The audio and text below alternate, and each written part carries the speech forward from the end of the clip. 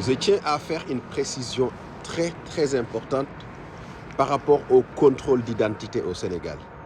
Parce qu'on a vu beaucoup d'agitation sur les réseaux sociaux d'un certain pays, comme si c'était des contrôles ciblés. Je veux faire ici une précision.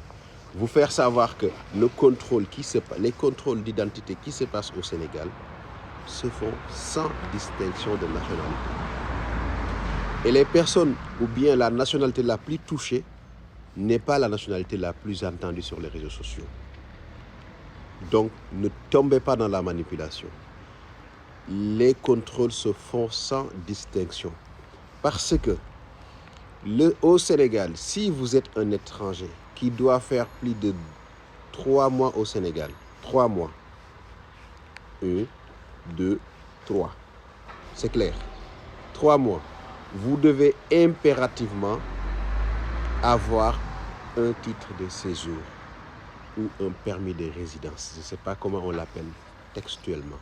Mais en tout cas, dans la loi sénégalaise, dans les conventions du Sénégal avec la CEDEAO, toute personne qui arrive au Sénégal et qui doit séjourner plus de 3 mois doit aller chercher un titre de résidence pour se conformer. Et c'est à travers cela qu'on détermine s'il a le droit de travailler ou s'il n'a pas le droit. Maintenant, s'il n'a pas le droit, après, il peut être expulsé, il peut être envoyé en prison pour séjour illégal, il peut être envoyé en prison aussi pour exercice d'activité illégale, parce que le titre qui lui a permis d'entrer au Sénégal ne lui autorise pas de travailler. On nous parle souvent de la CEDEAO. Sachez que dans le cadre de la CEDEAO, un citoyen de la CEDEAO qui s'installe dans un autre pays pendant plus de 3 mois doit aussi chercher un permis de séjour. Parce que la CEDEAO garantit la liberté de circulation des biens et des personnes. Pas d'installation.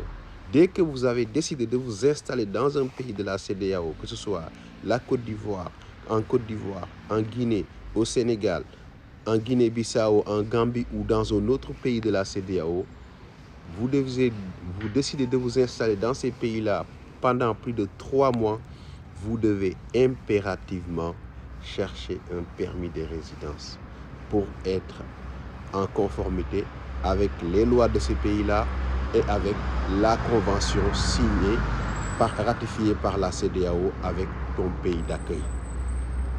Que ça soit très clair. Ces contrôles de la police sénégalaise se font sans distinction de nationalité.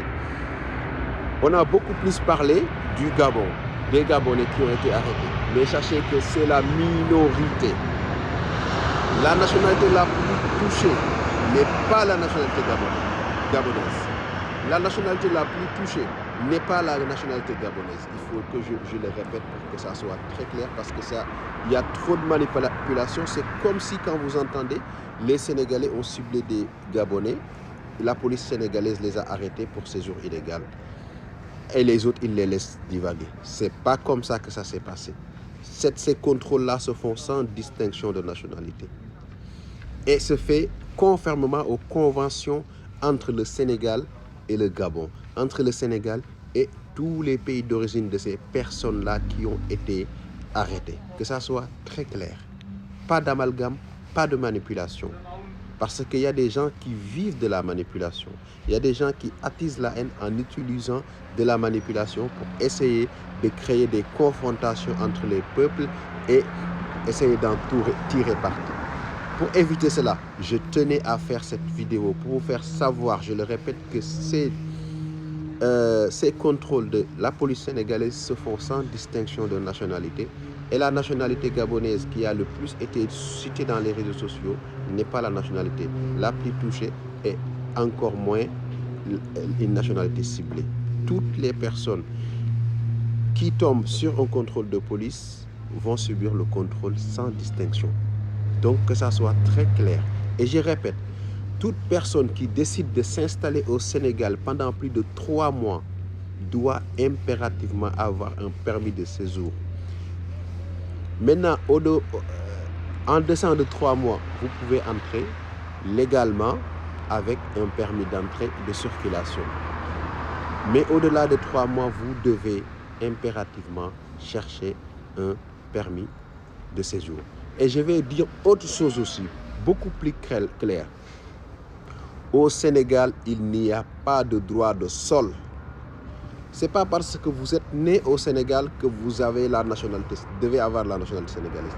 Être sénégalais, c'est dans le sang. Au Sénégal, c'est le droit de sang qui existe. Oui, que ça soit très clair. Même si vous êtes né là-bas, votre maman est née là-bas, vous n'êtes pas sénégalais. Vous ne pouvez pas être sénégalais et vous pouvez être déçu de votre nationalité. Parce qu'au Sénégal, le droit de sang n'existe pas. Que ça soit très clair. Le droit de sol n'existe pas. C'est le droit de sang qui existe. Donc on ne peut pas devenir sénégalais comme ça. Ce n'est pas parce que vous êtes né là-bas que vous êtes sénégalais. Non.